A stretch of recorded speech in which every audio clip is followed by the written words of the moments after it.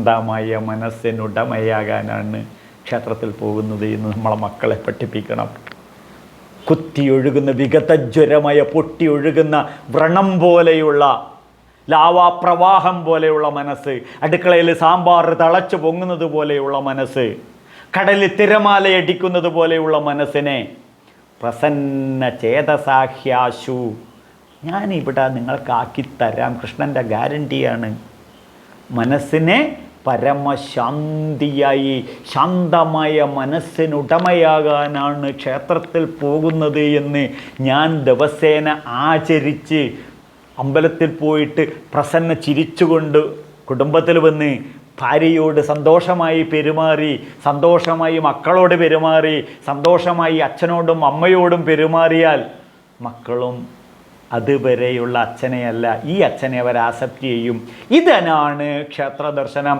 സമചിത്തത നേടാനാണ്. Mind transforming centres. ഇതാണ് ക്ഷേത്രമെന്ന് നമ്മളെ മക്കളെ പഠിപ്പിക്കണം. ഇത് നമ്മൾ പ്രാക്ടിക്കലായിട്ട് ചെയ്യണം. അപ്പോഴവരും ഈ സംസ്കാരത്തിനെ ഫോളോ ചെയ്യും. അല്ലാണ്ട് സൂപ്പർ മാർക്കറ്റാക്കി അധപ്പതിപ്പിക്കരുത്, IVF സെൻ്റർ ആക്കരുത് ക്ഷേത്രത്തിനെ. അപ്പം എന്താണ് ഭഗവാൻ അവിടെ നിന്ന് പറയുന്നത് അറിയോ? വ്യവസായാത്മിക ബുദ്ധി ഏകഹ കുരുനന്ദന. ഉറച്ച ബുദ്ധി അത് ഏകത്വത്തിലോട്ട് കൊണ്ടുപോകണം. ഏകത്വത്തിലോട്ട് കൊണ്ടുപോയാൽ നിൻ്റെ ജീവിതത്തിൻ്റെ ടാർഗറ്റ് നിനക്ക് അച്ചീവ് ചെയ്യാൻ സാധിക്കും. ഇത് നമ്മളെ മക്കളോട് പഠിപ്പിച്ചു കഴിഞ്ഞാൽ 360 ദിവസവും അവർ ബ്രാഹ്മി മുഹൂർത്ത മുത്തായ കൃതിശൈവ വിധിശ്രവ വെളുപ്പിന് എഴുന്നേറ്റ് കുളിച്ച് അവരുടെ നിത്യകർമ്മങ്ങൾ ചെയ്ത് 6 മണിയാകുമ്പോൾ ഇവർ അമ്പലത്തിൽ പോയിട്ട് വന്നിട്ടുണ്ടാവും. മക്കളോട് പറയണം, മക്കളെ ആ അരയായിനൊരു 6 പ്രദക്ഷിണം വെച്ചോളൂ. എന്തിനാണ് തിരുമേനി?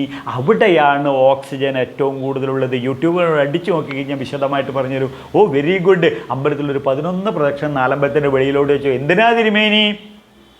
ഫുഡ് മസാജിങ് ആണ്. ഓ വെരി ഗുഡ്.